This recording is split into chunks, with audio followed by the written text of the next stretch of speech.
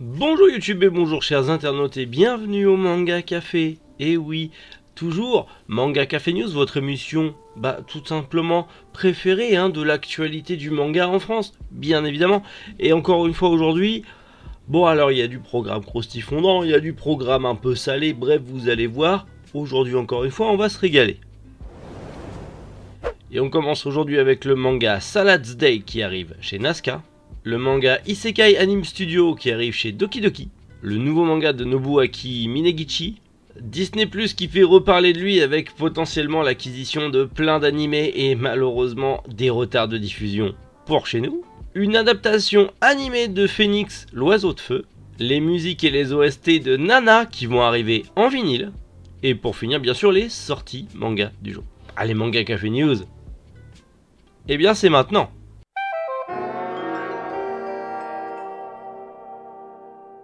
Le manga Salad Days devrait arriver aux éditions Nazca. Pourquoi je vous dis devrait? Parce que pour avoir parlé un petit peu avec les deux frères derrière les éditions Nazca, effectivement, parfois Manga News et d'autres sources d'informations avancent un petit peu trop les news par rapport tout simplement aux newsletters qu'ils peuvent recevoir.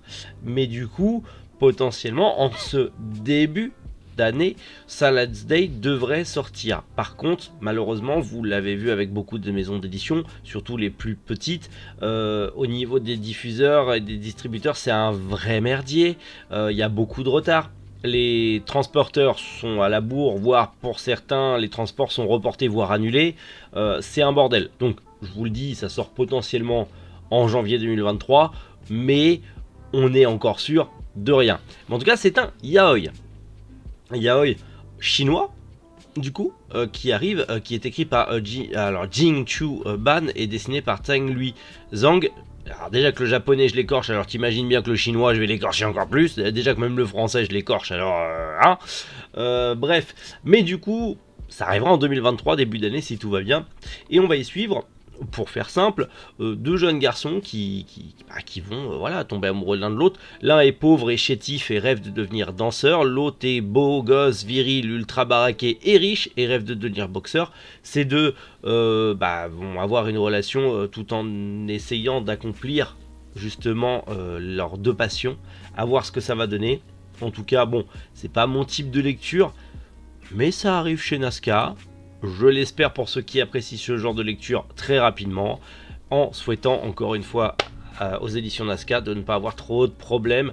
Déjà qu'ils en ont eu beaucoup les pauvres, force à vous les gars, parce que je sais qu'en ce moment c'est vraiment pas évident, mais je suis de tout cœur avec vous.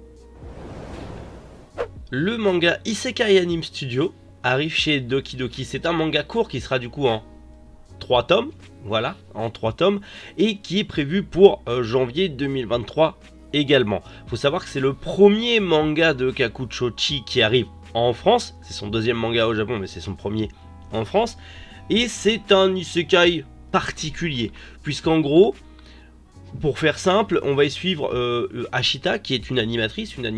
Alors, non, c'est pas Ashita, c'est Sakura Miyone, je me suis gouré. Les aléas du direct.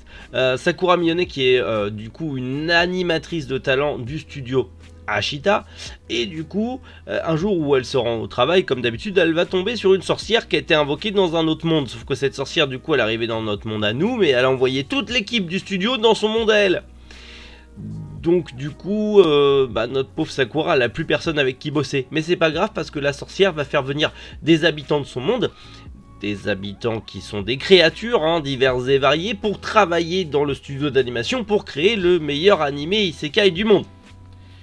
C'est un isekai dans un isekai dans un isekai dans le monde de l'animation. Ce manga se veut à la fois éducatif sur les déroulés de comment fonctionne la création d'un animé, tout en étant fantasmagorique, en incorporant des personnages haut en couleur venant d'univers isekai médiéval fantastique, fantasy et compagnie. En vrai, ça peut être un manga très intéressant, très drôle, à voir ce que ça va donner. Comme je vous l'ai dit, ça sort en janvier chez Doki Doki. Maintenant, il n'y a plus qu'à être patient. Et en plus, 3 tomes, ça va. La série sera pas trop longue.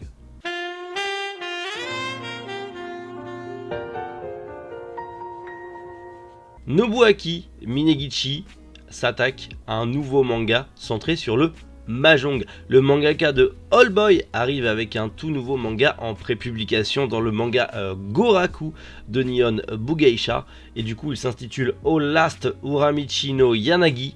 En gros voilà, on va y suivre un jeune homme fort sympathique qui va du coup faire en sorte de devenir le number one du Mahjong au Japon.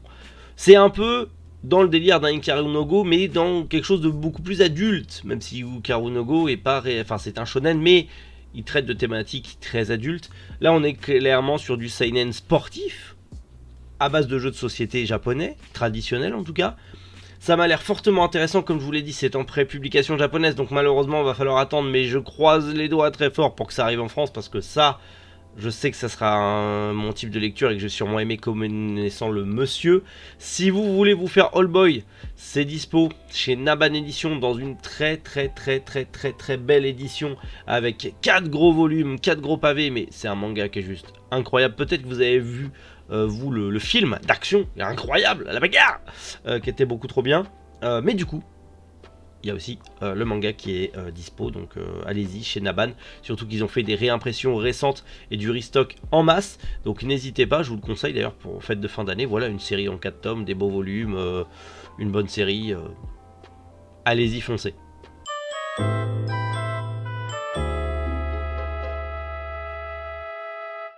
Disney+, Disney+. Pourquoi Tokyo Revenger? Parce que, bah, du coup, maintenant, l'animé de Tokyo Revenger est une exclue Disney+. Vous êtes au courant? Ils font pas de simulcast. Et c'est mondial, hein. J'en ai vu certains dire sur Twitter, oui, c'était que en Asie. Non, c'est mondial. Disney+ a acheté les droits de diffusion exclusifs de Tokyo Revenger. C'est-à-dire que la prochaine saison de Tokyo Revenger, on l'aura pas en simulcast de manière légale. On va faire comme pour Bleach. Merci aux teams qui bossent sur des bonnes traductions, qui font un taf incroyable. Je ne vais pas les citer parce que je ne veux pas qu'ils aient des problèmes, parce que voilà, on connaît certains et certaines. Mais du coup, félicitations à vous, parce que bah, grâce à vous, on a Bleach et bah, on aura Tokyo Revenger aussi, puisque Christmas Showdown sera un exclu sur du coup Disney+, mais pas en simulcast. Comme d'habitude, donc il y aura un peu d'attente, sauf si vous avez un VPN, et du coup vous pouvez le voir en simulcast, puisqu'il est en simulcast au Japon. Et surtout, bah du coup, Disney+ et Kodansha se sont associés pour sortir des animés, donc des adaptations de manga de la Kodansha, ainsi que des créations originales. Bon, est-ce que la prochaine... Qu'est-ce que voilà, les prochaines saisons de certains animés, ça va être aussi que sur Disney+? Est-ce qu'on va avoir des animés originaux dégueulasses à la sauce Disney+, avec leur nouveau parti pris, un peu comme Netflix a ajouté certaines choses qui n'ont pas leur place dans l'univers de l'animation, et surtout certaines modifications qui n'auront pas leur place dans l'univers de l'animation, puisque ce n'est pas culturel? Allez savoir. Mais là, je vous cache pas que les ricains commencent à me taper fortement sur le système. Et je trouve ça dommage que les Japonais se laissent faire à ce point et pactisent avec eux. Parce que malheureusement, on le voit pour Crunchyroll. Je pensais que ça allait être cool parce que derrière, il y avait Sony, il y avait machin. Ça allait être... Et au final, c'est une horreur absolue, même dans le monde de l'animation via Crunchyroll. Apparemment, les artistes sont mal rémunérés, les studios aussi. Enfin, c'est une merde pas possible. Et j'ai bien peur qu'avec Disney+, ça sera pareil. Donc, on va répondre à la question. J'ai bien peur que Disney+, effectivement, devienne le grand destructeur de la Japanimation d'un point de vue mondial. Quoique, il commence déjà avec certaines adaptations en animé qui peuvent être assez intéressantes, notamment l'adaptation de Phoenix l'oiseau de feu d'Osamu Tezuka en animé qui, ma foi, a l'air jolie parce qu'on a une bande-annonce qui, ma foi, donne envie. On va pas se mentir que ça donne envie, surtout que Phoenix l'oiseau de feu était très attendu. La réédition a mis pas mal de temps à arriver, beaucoup de retard, enfin, sauf pour la Japan Expo, c'était très compliqué. Mais là, du coup, la hype a un petit peu monté. Et de ce que je vois de cette bande-annonce, ça m'a l'air joli. ça m'a l'air sympathique. Il y a cette patte Tezuka, mais remis un petit peu au goût du jour avec une petite vague esthétique début des années 2000. J'aime bien. S'il n'y a pas de CGI, ce serait parfait. Clairement, je pense qu'on est sur une adaptation animée jolie. Maintenant, faut voir une fois que ce sera sorti et tout ça. Normalement, ça arrive en 2023 sur la plateforme. Alors, pour le Japon, d'accord. Pour nous, je ne sais pas. Faire à suivre. Mais, pour le coup, peut-être qu'ils vont réussir finalement à faire des trucs intéressants pour la Japanimation. Est-ce qu'ils vont la détruire ou au final remettre un petit coup de fraîcheur et potentiellement aider la Japanimation, même s'il n'y a pas réellement besoin de l'aider puisque la Japanimation fait déjà partie du panthéon des œuvres audiovisuelles les plus appréciées du monde. Est-ce que du coup Disney Plus va augmenter un petit peu ce ratio? Pas, je ne sais pas. On verra. Pour l'instant, je suis un peu mi-figue, mi-raisin, mi-chien, mi-loup, mi-chat, mi-chien, je ne sais pas. Mais en tout cas, à vous de me le dire en commentaire.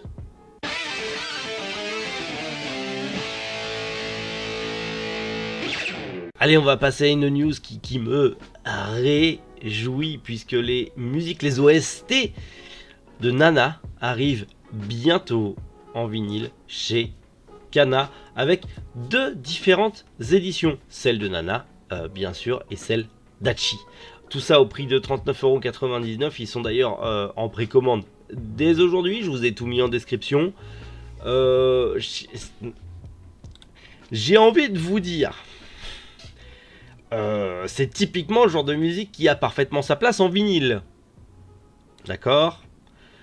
Maintenant, Kana, s'il vous plaît, sans vouloir vous commander, déjà là j'achète, déjà c'est sûr, mais si vous me faites ça pour Beck, je serai le plus heureux. Alors après, il faut voir le produit fini, la galette, si tout est bien et tout va bien. Mais de ceux qui ont acheté les vinyles de Naruto et compagnie, ils sont pas déçus. Donc je me dis que potentiellement, c'est classe.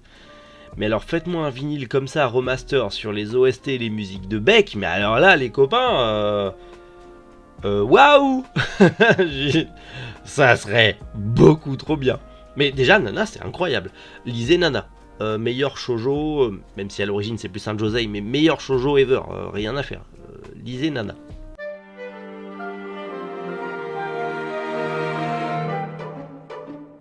Allez, on passe aux sorties manga du jour et on commence aux éditions Delcourt Tonkam avec le 7ème tome, le 8ème fils. On passe chez Soleil Manga avec le 3ème tome de Dead Flag et le 1er tome de la critique de la raison pure.